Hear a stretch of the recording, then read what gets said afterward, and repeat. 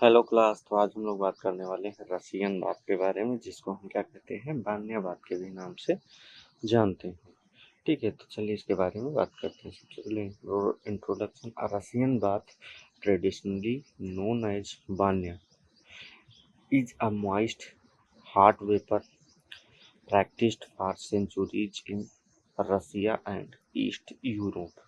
मतलब जो रसियन बात होता था, इसको एक ट्रेडिशनली इसको क्या कह सकते हैं, बान्या बात भी कहते हैं। ठीक है, इसमें यूज क्या किया जाता है, तो मॉइस्ट हार्ट वेपर होता है, जिसका यूज करके जो रसिया था और जो ईस्ट यूरोप था वहाँ पे बहुत सेंचुरी से कह सकते हैं, सैकड़ों वर्षों से इसका यूज किया जाता था। ठीक है, तो ये केवल ऐसा नहीं, इसका यूज केवल बात के लिए यूज करते हैं, बात के लिए नहीं बल्कि इसका एक ट्रेडिशनल हाइड्रोथेरेपी सिस्टम है। इसमें हार्ट स्टीम हो गया या फिर कह सकते हैं हार्ट हाई ह्यूमिडिटी और बाद में कोल्ड एक्सपोजर का यूज करके बॉडी का जो थेरेप्यूटिक बेनिफिट्स होता है इसके लिए दिया जाता है इसमें। तो मेनली जो रसियन कल्चर है, वो रसियन कल्चर का एक कह सकते हैं इम्पॉर्टेंट पार्ट होता है इसमें।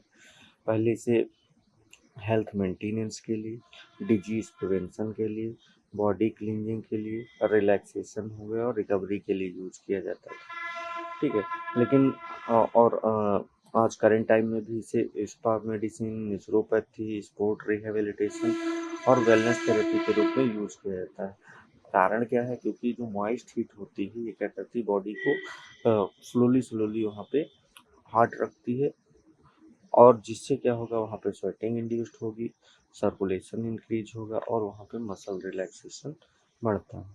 ठीक है, it combines high humidity approx 70 to 100% with moderate to high temperature 40 to 70 degree Celsius inside a specially designed chamber। तो अगर बात की जाए इसको कह सकते हैं, ये जो थेरेपी है एक हाई ह्यूमिडिटी, जिसका approx 70 to 100% moderate to high कह सकते हैं टेम्परेचर भी इसमें अप्रॉक्स वही 40 टू 70 डिग्री सेल्सियस का यूज करके वहाँ पे स्टीम चैम्बर के अंदर किया जाता है। मेनली जो चैम्बर होता है किसका बना रहता है, वुडन का बना रहता है। ठीक है, जिसके अंदर ह्यूमिडिटी क्रिएट की जाती है जो अप्रॉक्स वही 70 टू 100% रखते हैं, और टेम्परेचर 40 टू 70 डिग्री सेल्सियस रखते हैं। ठीक है, और यही हाई ह्यूमिडिटी के कारण ही क्या होता है, जो स्किन होगा कंटिन्यू वहाँ पे मॉइस्ट रहती है, और वहाँ पे जो हीट होगी वो ज़्यादा इफेक्टिव ढंग से बॉडी के अंदर वहाँ पे इंटर करती है। ठीक है, ड्राई साउना की कंपेयर में क्या होगा, यहाँ स्वेटिंग और ज़्यादा होती है। ठीक है, और हीट ज़्यादा इफेक्टिवली कह सकते हैं, ज़्यादा गहराई से वहाँ तक इंटर करती है।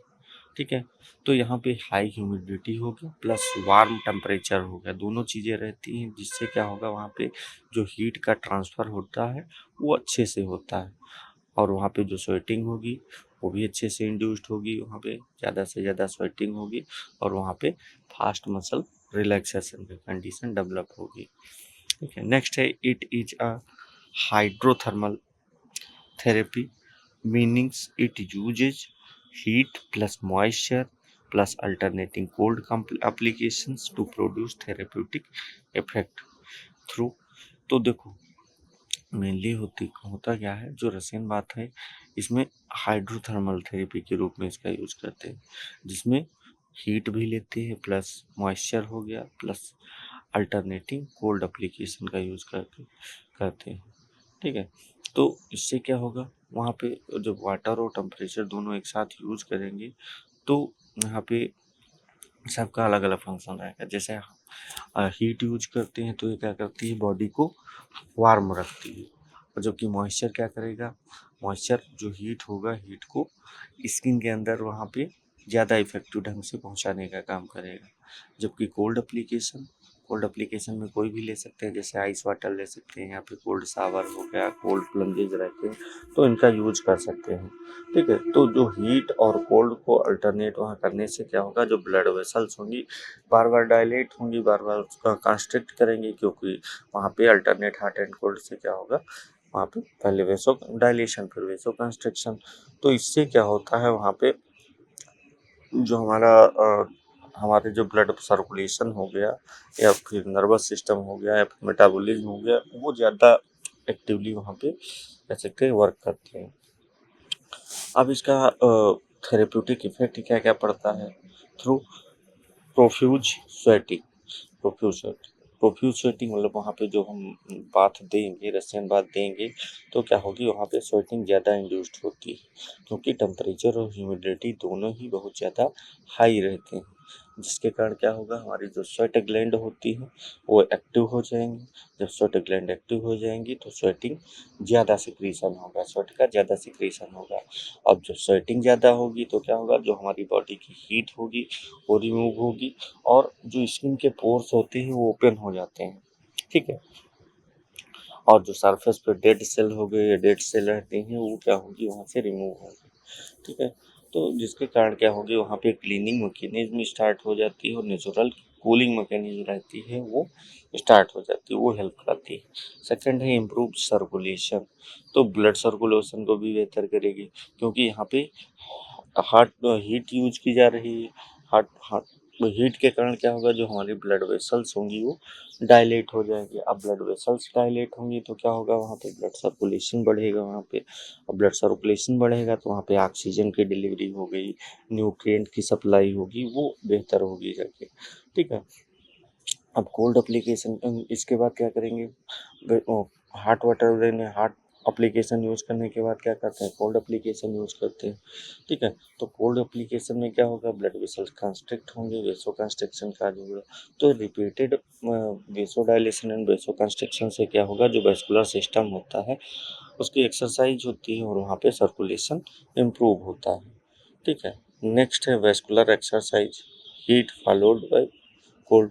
तो वही बताया, जैसे भी मैंने बताया कि हाँ, वहाँ पे जो हॉट एंड कोल्ड थेरेपी हम देंगे तो उससे क्या होगा, हमारी ब्लड वेसल्स की एक्सरसाइज होगी, ठीक है, और वहाँ पे सर्कुलेशन इम्प्रूव होता है, पेरिफेरल सर्कुलेशन इम्प्रूव होगा, ब्लड क्योंकि ब्लड वेसल्स की इलास्टिसिटी होती है वो बढ़ती है।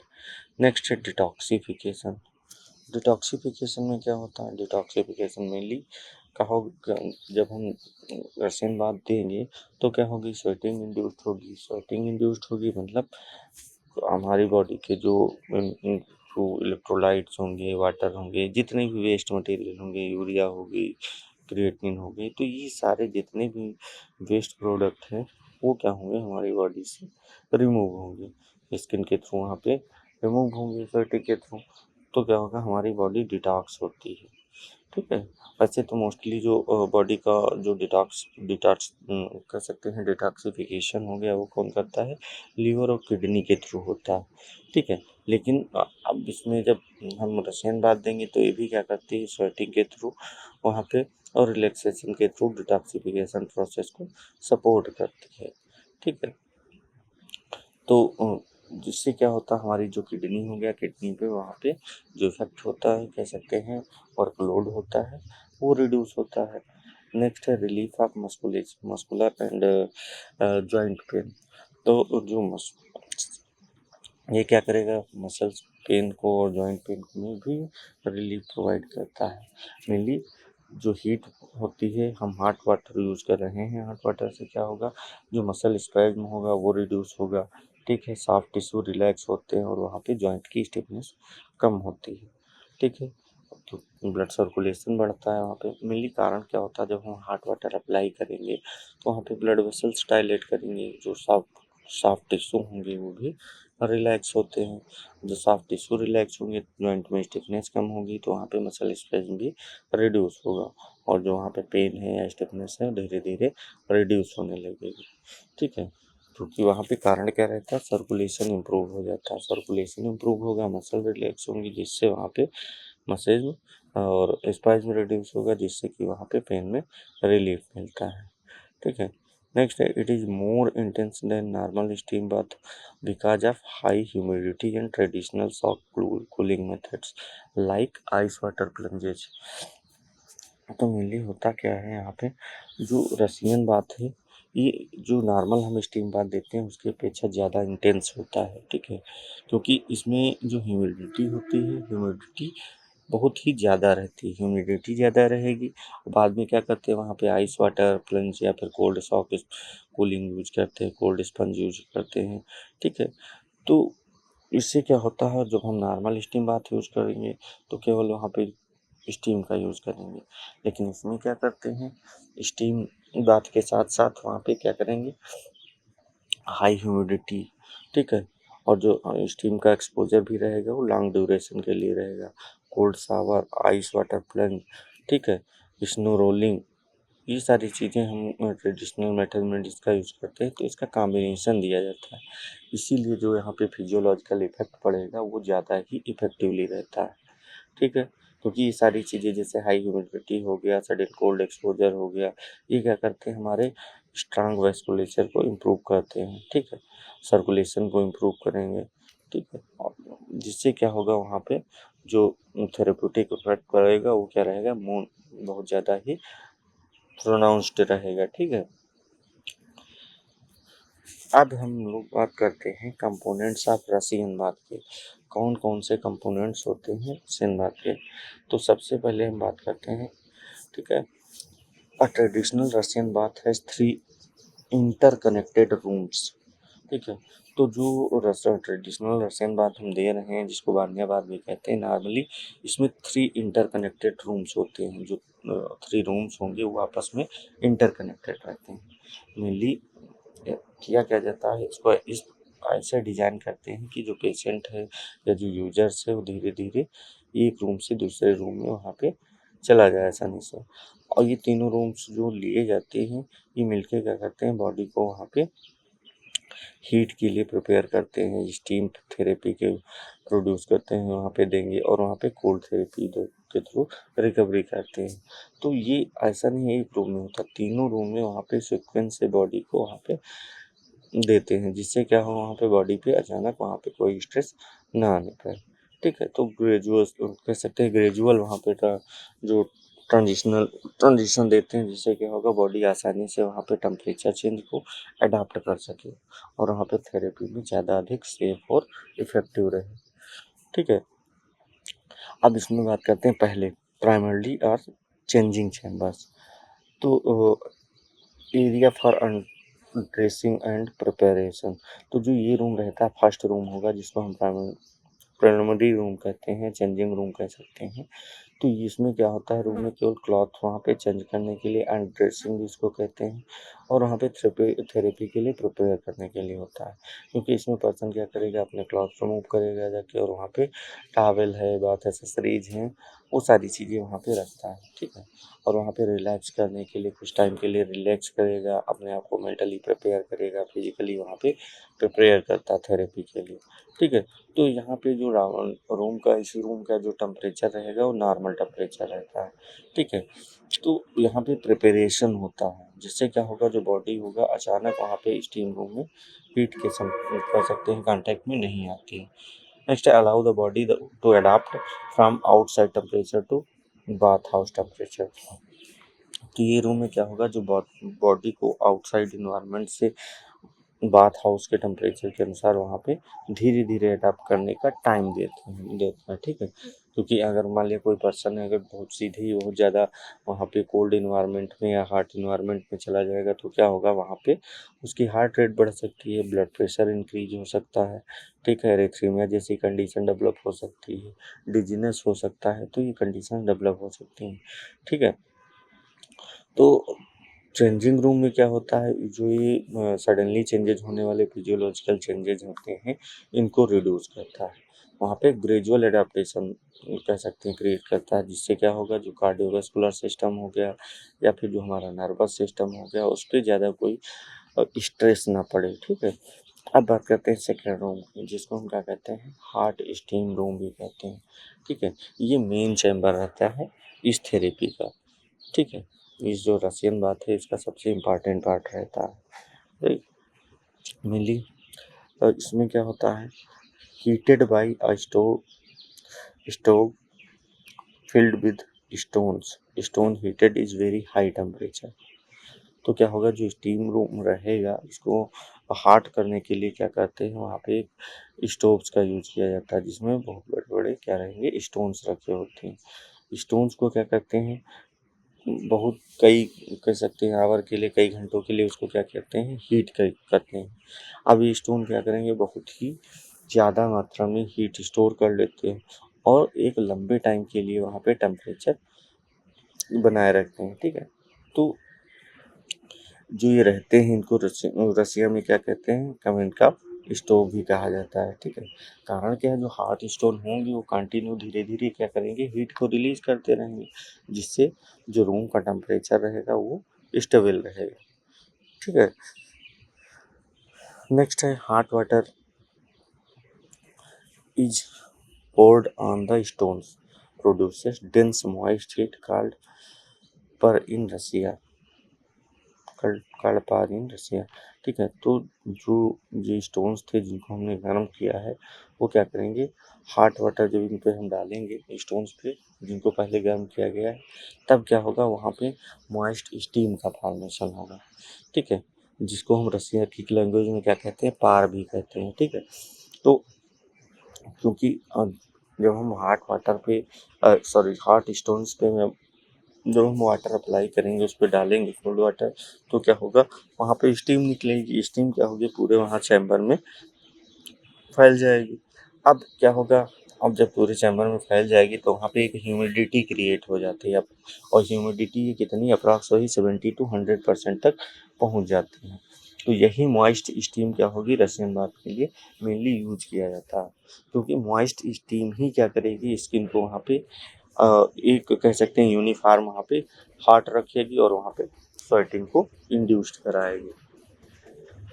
नेक्स्ट टेम्परेचर कितना रहता है, तो स्टीम रूम का टेम्परेचर वही अप्रॉक्स 40 to 70 डिग्री सेल्सियस रखा जाता है, क्योंकि टेम्परेचर इतना ज़्यादा रखते हैं कि वहाँ पे जो स्वेटिंग हो वो इंड्यूस्ड हो सके। ठीक है, और जो ब्लड वेसल्स होंगी डायलेट हो जाएं और वहाँ पे मसल्स रिलैक्स हों। तो जैसे ही उस चैम्बर में हम पेशेंट को अंदर भेजेंगे, तो क्या होगा, वहाँ पे उसके स्वेटिंग इंड्यूस्ड हो जाएगी, ब्लड वेसल्स डायलेट होने लगेंगी और वहाँ पे जो मसल्स होती हैं वो रिलैक्स होने लगती हैं। लेकिन हाई ह्यूमिडिटी के कारण क्या होगी, वहाँ पे जो हीट होगी ज़्यादा वहाँ फील नहीं होगी, बहुत ज़्यादा फील नहीं होगी, क्योंकि 40 to 70 डिग्री सेल्सियस जो टेम्परेचर रहता है बहुत हाई होता है। लेकिन वहाँ पे मॉइस्ट हीट रहने के कारण क्या हो रहा है, वहाँ पे जो हाई टेम्परेचर होता है वो पेशेंट को वहाँ पे फील नहीं होगा। ठीक है, तो इतना जो टेम्परेचर रहेगा ये थेरेप्यूटिक इफेक्ट के लिए कह सकते हैं काफ़ी होगा। अब बात करते हैं ह्यूमिडिटी कितनी रहेगी, 70 to 100%। तो इतनी ज़्यादा ह्यूमिडिटी बहुत ज़्यादा होती है, क्योंकि मेनली हाई ह्यूमिडिटी से वहाँ पे स्किन मॉइस्ट रहेगी और जो हीट होती है वो ट्रांसफ़र ज़्यादा होती है। ठीक है, और वहाँ पे स्किन कह सकते हैं फ्यूज रहती है, स्वेटिंग होती है। तो ठीक है, तो ह्यूमिडिटी जितनी ज़्यादा होगी उतना ही क्या होगा, वहाँ पे हीट का जो टेम्परेचर होगा, कह सकते हैं हीट का जो थेरेप्यूटिक इफेक्ट रहेगा उतना ही ज़्यादा वहाँ पे फील होगा। ठीक है, इस कारण से वहाँ पे ह्यूमिडिटी ज़्यादा रखते हैं और उतनी ही ज़्यादा वहाँ पे स्वेटिंग इंड्यूस्ड होगी। ठीक है, नेक्स्ट है wooden benches for sitting laying a different high level. तो जो स्टीम रूम में होगा उसमें कह सकते हैं अलग अलग वहाँ पे हाइट पे एक वुडन बेंचेज होती हैं, जिन पर वहाँ पे बिठाया या फिर लेटाया जाता है। ठीक है, क्योंकि सबसे ऊपर वाली जो बेंच होगी वहाँ पे टेम्परेचर सबसे ज़्यादा होगा, सबसे नीचे वाली जो बेंच होगी वहाँ पे जो टेम्परेचर होगा वो ऊपर वाली बेंच की अपेक्षा वहाँ पे कम होगा। ठीक है, वो ठंडी होगी थोड़ी। तो पेशेंट अपनी एडाप्टेबिलिटी के अनुसार जितनी वो टॉलरेट कर सकता है उसके अनुसार वहाँ पे वो क्या कर सकता है, बेंच को चेंज कर सकता है अपने आप। ठीक है, क्योंकि मेनली कारण क्या रहेगा, जो हॉट एयर होगी वो क्या होगी, ऊपर जाएगी, और हॉट एयर जब ऊपर जाएगी तो इससे क्या होगा, जो सबसे ऊपर वाली बेंच होगी वहाँ पे टेम्परेचर सबसे ज़्यादा होगा इस कारण से। ठीक है, अब नेक्स्ट बात करते हैं जो तीसरा चैम्बर होगा, जिसको हम क्या कहते हैं, कोल्ड प्लंज जोन या फिर कोल्ड शावर एरिया कहते हैं। ठीक है, ये सबसे लास्ट चैम्बर रहता है। तो इसका यूज किस लिए करते हैं, use immediately after steam exposure. तो स्टीम बाथ जब हम देंगे उसके तुरंत बाद क्या करेंगे, पेशेंट को कोल्ड चैम्बर में ले जाते हैं, वहाँ पे जो कोल्ड थर्ड रूम होगा उसमें ले जाते हैं, ठीक है। क्योंकि स्टीम स्टीम के बाद क्या होगा, बॉडी को वहाँ पे टेम्परेचर जो स्टीम देंगे, लेकिन वहाँ पे टेम्परेचर इतना हाई है, उसकी वजह से क्या होता है, जो बॉडी का टेम्परेचर होता है वो बहुत ही ज़्यादा वहाँ पे इंक्रीज कर जाता है, और स्किन में वहाँ पे जो ब्लड फ्लो होगा वो भी इंक्रीज कर जाएगा, क्योंकि टेम्परेचर हाई है तो वेसोडाइलेशन बहुत ज़्यादा होगा, ब्लड वेसल्स बहुत ज़्यादा डायलेट कर जाती हैं। तो इसलिए क्या करते हैं, वहाँ पे स्टीम बाथ देने के बाद उसको क्या करेंगे, कोल्ड चेम्बर में वहाँ पे भेजेंगे, कोल्ड एक्सपोजर के लिए वहाँ पे थर्ड चेम्बर में भेजेंगे, ठीक है। जिससे क्या हो, जो हीट का इफेक्ट होगा उसको क्या कर सके, कंट्रोल कर सके, ठीक है। क्योंकि हीट के बाद जो कोल्ड होगा, कोल्ड देने से क्या होगा, ब्लड वेसल्स वहाँ पे डायलेट कंस्ट्रिक्ट करेंगी, वो कह सकते हैं वेस्कुलर एक्सरसाइज होगा, क्योंकि पहले वेसोडाइलेशन फिर वेसो कंस्ट्रिक्शन, ठीक है। अब इसमें कौन कौन से, it includes cold shower. Cold shower में क्या होगा, अब जैसे जो कोल्ड थेरेपी देंगे तो उसमें बहुत बहुत चीज़ें यूज कर सकते हैं, जैसे बहुत सारे इसमें दिए हैं, कोल्ड शावर हो गया, आइस बकेट शावर हो गए, कोल्ड वाटर टब हो गया, आउटडोर कोल्ड पूल हो गया, और sometime snow immersion in the traditional बने, तो सबका अलग अलग फंक्शन होता है। जैसे कोल्ड शावर का यूज करते हैं, तो कोल्ड शावर क्या करता है, वहाँ पे और जो स्टीम होगा, स्टीम के बाद क्या करेंगे, पूरी बॉडी पे कोल्ड वाटर अप्लाई किया जाता है, उसको शावर दिया जाता है, ठीक है। तो इससे क्या होगा, जो बॉडी का टेम्परेचर होगा, ठीक है, तो डिक्रीज कर जाएगा और वहाँ पे बॉडी कूल हो जाएगी। ऐसे ही आइस बकेट शावर दे सकते हैं, कि ऊपर से वहाँ पे आइस कोल्ड कोल्ड वाटर होगा, उसको बकेट बकेट से वहाँ पे गिराएंगे, जिससे क्या होगा, वहाँ पे उसको सडनली वहाँ पे कोल्ड स्टिमुलस होगा, जिससे ब्लड वेसल्स वहाँ पे कंस्ट्रिक्ट हो जाएंगे। या फिर कोल्ड वाटर टब है, कोल्ड वाटर टब वहाँ पे उसमें बिठा कर दे सकते हैं पेशेंट को, जिससे वहाँ पे डीप कूलिंग मिलेगी और वेस्कुलर एक्सरसाइज होगी वहाँ पे। या फिर आउटडोर कोल्ड पूल हो गया, मान लिया कुछ ट्रेडिशनल बनने के लिए क्या करते हैं, आउटडोर में कोल्ड पूल होते हैं, ठीक है।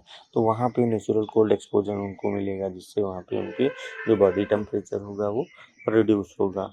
Sometimes snow immersion in traditional बानिया, कुछ ट्रेडिशनल रशियन बानिया में क्या करते हैं, बानिया बात या ट्रेडिशनल रशियन बात में जो स्टीम बात होगा, स्टीम के बाद सीधे क्या करेंगे, उनको स्नो पर उसको लेटाने का काम करते हैं, ठीक है। तो इससे क्या होगा, वहाँ पे जो बॉडी का टेम्परेचर कम होता है, रिड्यूस होगा जाके, ठीक है। तो ये भी एक कह सकते हैं, जो कोल्ड शावर यहाँ पे जो हम दे रहे हैं, स्नो इमर्शन करवा रहे हैं, ये भी केवल जो हेल्दी पर्सन होंगे उनके लिए वहाँ पे दिया जाता है, वो भी सुपरविजन में देंगे, क्योंकि इसको हम नॉर्मल में कह सकते हैं, मेडिकल प्रैक्टिस नहीं मानेगी। कारण क्या है, स्नो बाथ में वहाँ पे टेम्परेचर सडनली बहुत ज़्यादा रिड्यूस हो जाएगा। अगर कोई वहाँ पे old person, old age patient है, या फिर जो चाइल्ड्स हैं, अगर उसको वहाँ पे सडनली उसको स्नो पे लिटाएंगे, तो उसकी वजह से क्या होगा, वहाँ पे उसको स्नो बाथ देंगे, उसकी वजह से क्या होगा, वहाँ पे सडन एक्सपोजर लगने से कोल्ड शॉक की कंडीशन डेवलप हो सकती है, ठीक है। तो उस कंडीशन में हम नहीं देंगे। रीज़न क्या रहता है, क्योंकि जो एक्सट्रीम कोल्ड एक्सपोजर से क्या होगा, वहाँ पे इंटेंस वेसो कंस्ट्रक्शन होगा। इंटेंस वेसो कंस्ट्रक्शन मतलब वहाँ पे ब्लड फ्लो जो होगा, वहाँ पे सडनली बहुत ज़्यादा रिड्यूस होगा, ठीक है। तो इस कारण से वहाँ पे स्नो बाथ केवल हेल्दी पर्सन में देते हैं, ठीक है। अब हम इससे थेरेपी सारी दी, क्योंकि पहले हमने कोल्ड हॉट वाटर अप्लाई किया वहाँ पे, जिसको हमने स्टीम बाथ करके दिया। उसके बाद क्या किया, कोल्ड एक्सपोजर अप्लाई किया, जिससे क्या होगा, वहाँ पे जो ब्लड फ्लो होगा वो क्या होगा, रिबाउंड वेसोडाइलेशन कहते हैं जिसको कहा होगा। This contrast therapy enhances circulation and vascular elasticity. तो जो हार्ट एंड कोल्ड एक्सपोजर वहाँ पे दे रहे हैं, ये कॉम्बिनेशन इफेक्ट को हम क्या कहते हैं, कंट्रास्ट थेरेपी कहा जाता है। तो जो कंट्रास्ट थेरेपी देंगे, कंट्रास्ट थेरेपी से क्या होगा, हमारे जो ब्लड वेस्कुलर होगा उसकी एक्सरसाइज होगी, जिससे वहाँ पे जो ब्लड सर्कुलेशन होगा और जो ब्लड वेसल्स की इलास्टिसिटी होगी वो इंक्रीज होगी, क्योंकि हॉट वाटर क्या करेगा, वेसोडाइलेशन काज करेगा और वहाँ पे ब्लड वेसल्स डायलेट होंगी। कोल्ड एक्सपोजर क्या होगा, वहाँ पे वेसो कंस्ट्रक्शन काज करेगा, ब्लड वेसल्स कंस्ट्रक्ट होंगे। तो ये अल्टरनेट जो रिस्पांस रहता है, इससे जो ब्लड वेसल्स होती हैं उनकी फंक्शनल कैपेसिटी वहाँ पे एक्टिव होती है, ठीक है। और वहाँ पे जो पेरिफेरल सर्कुलेशन होगा वो भी इंक्रीज होगा, ठीक है। तो क्योंकि वहाँ पे रिपीटेड वेसोडाइलेशन और वेसोकंस्ट्रिक्शन हो रहा है। तो जो रिपीटेड वेसोडाइलेशन और वेसोकंस्ट्रिक्शन हो रहा है, इसके कारण क्या होगा, वहाँ पे जो मसल्स होंगी वो रिलैक्स होंगी और वहाँ पे ब्लड फ्लो भी इंक्रीज होगा, और ब्लड फ्लो इंक्रीज होगा तो वहाँ पे ऑक्सीजन की डिलीवरी अच्छी होगी। ऑक्सीजन की डिलीवरी के अलावा वहाँ पे जो न्यूट्रिएंट्स होंगे वो भी लार्ज अमाउंट में पहुँचेंगे, ठीक है, जिससे क्या होगी, वहाँ पे रिकवरी फास्ट होती है। इसके अलावा जो वेस्ट मटेरियल होते हैं वो भी क्या होंगे, बॉडी से रिमूव होंगे, क्योंकि यहाँ पे ज़्यादा से ज़्यादा क्या हो रहा है, स्वेटिंग इंड्यूस्ड हो रही है। अब स्वेटिंग इंड्यूस्ड होगी तो क्या होगा, बॉडी से जितने भी टॉक्सिक सब्सटेंस होते हैं वो स्वेट के थ्रू बॉडी से रिमूव होंगे, ठीक है, जिससे क्या होगी, वहाँ पे कह सकते हैं हमारी बॉडी को वहाँ पे रिकवरी में हेल्प मिलती है, ठीक है। तो ये इसके कह सकते हैं यहाँ पे 3 चैम्बर्स रहते हैं जिनके बारे में हमने बात की। कौन कौन से, पहले चैम्बर को क्या कहेंगे, वहाँ पे चेंजिंग चैम्बर कहते हैं, जिसमें क्या रहता है, वहाँ पे जो केवल पेशेंट होता है उसको वहाँ पे कह सकते हैं जो चेंज करता है, ठीक है, अपने क्लॉथ को रिमूव करेगा और वहाँ पे जो भी एक्सेसरीज रहेंगी उनको रखेगा। बाकी वहाँ पे रिलैक्स करेगा, मेंटली और फिजिकली अपने आप को प्रिपेयर करेगा, ठीक है, जिससे क्या होगा, वहाँ पे जो बॉडी का टेम्परेचर होगा वो नॉर्मलाइज होगा और वहाँ पे मेंटली और फिजिकली वो क्या हो जाएगा, थेरेपी के लिए अपने आप को प्रिपेयर कर लेगा, ठीक है, और वहाँ पे जो सडन एक्सपोजर रहता है उसके भी चांसेस वहाँ पे कम हो जाएंगे। इसके बाद क्या, वो सेकंड चैम्बर में जाएगा। सेकंड चैम्बर में वहाँ पे क्या होगा, वो सबसे मेन चैम्बर माना जाता है, ठीक है। मेन चैम्बर इसलिए माना जाता है क्योंकि वहाँ पे मॉइस्ट हीट होती है, क्योंकि वहाँ पे क्या रखे रहते हैं, स्टोन्स रखे रहते हैं, हीटेड स्टोन्स रहते हैं बहुत ज़्यादा। उन पे क्या करते हैं, वाटर अप्लाई करेंगे, कोल्ड वाटर, जिससे वहाँ पे स्टीम प्रोड्यूस होगी और वहाँ पे जो हीट प्रोड्यूस हो रही है, जो मॉइस्ट हीट, वो क्या रहता है, लंबे समय के लिए वहाँ रहती है, ठीक है। और वो जो मॉइस्चर होता है अप्रॉक्सीमेटली 70 to 100% तक वहाँ पे मॉइस्चर रहता है, ठीक है। तो जब पहले में पेशेंट अपने आप को प्रिपेयर कर लेगा तो सेकंड जब वो जाएगा सेकंड रूम में तो उसको सडनली एक्सपोजर नहीं लगेगा और वो वहाँ पे कह सकते हैं आसानी से वहाँ पे रह सकेगा, ठीक है। तो जब वो वहाँ पे रहेगा तो क्या होगा, वहाँ पे टेम्परेचर भी हाई रहता है 40 to 70 डिग्री। वो क्या करता है, वहाँ पे हाई टेम्परेचर, जो हाई मॉइस्ट हीट रहती है वो बॉडी के टेम्परेचर को वहाँ पे, बॉडी को क्या कह सकते हैं, हॉट से वहाँ पे बचाने का काम करता है। और वहाँ पे जो हाई टेम्परेचर रहेगा, हाई मॉइस्ट हीट रहेगी तो उससे वहाँ पे उसका फिजियोलॉजिकल प्रोसेस स्टार्ट हो जाता है, चाहे वो स्वेटिंग हो, चाहे ब्लड वेसल डायलेशन हो या फिर मसल्स रिलैक्सेशन हो, ठीक है। तो इस चैम्बर में ये सबसे मेन चैम्बर माना जाता है, ठीक है।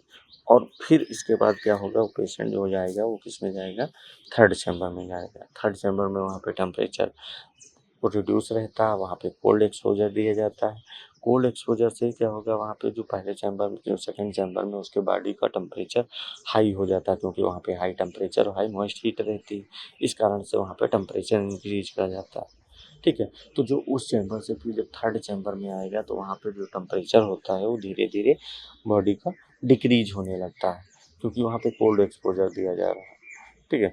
तो इससे क्या होगा, वहाँ पे जो हाई टेम्परेचर था बॉडी का वो धीरे धीरे रिड्यूस हो जाएगा और वहाँ पे जो वैस्कुलर एक्सरसाइज होगी वो बढ़ेगी और वहाँ पे जो सर्कुलेशन होगा वो भी इंक्रीज होगा, ठीक है। और वहाँ पे जो बॉडी होगी वो क्या करेगी, वहाँ पे टेम्परेचर को टॉलरेट कर सकेगी, ठीक है। तो ये 3 चैम्बर का यूज किया जाता है जिसमें हम इसके बारे में बात की, और तब क्या होगा, हमारी मसल्स रिलैक्स होंगी और वहाँ पे जो बॉडी का टेम्परेचर होगा धीरे धीरे नॉर्मलाइज हो जाएगा, ठीक है। तो अब इसके बारे में नेक्स्ट क्लास में बात करेंगे, प्रोसीजर के बारे में, क्या प्रोसीजर होता है, कैसे इसको करते हैं, ठीक है, और कितना टेम्परेचर रहेगा, कितने टाइम के लिए इसको हम यूज़ करेंगे, ठीक है, कैसे वहाँ पे इसको हम करते हैं। ओके क्लास, तो आज इतना ही रखते हैं, बाकी नेक्स्ट क्लास में पढ़ेंगे। और हाँ, अगर आप BNYS या फिर BMS या फिर BPT किए हैं तो अगर आपको इसके बाद कह सकते हैं जो एलोपैथिक प्रैक्टिस करनी है तो आप एक कोर्स के बारे में बता रहे हैं जिसका नाम है CCH, ठीक है। तो इस कोर्स को आप कर सकते हैं। जिसकी फ़ी की बात करें तो अप्रॉक्स वही 25,000 रहती है, ठीक है। तो आप लोग इसको करना चाहें तो इसके बारे में डिटेल अगर जानकारी लेना चाहें तो दिए गए नंबर पे आप लोग कॉल कर सकते हैं, जिसमें आपको डिटेल इसके बारे में जानकारी मिल जाएगी। ओके क्लास, तो आज ये इतना ही रखते हैं, बाकी नेक्स्ट क्लास में हम पढ़ेंगे इसकी प्रोसीजर के बारे में। Okay class, thank you class.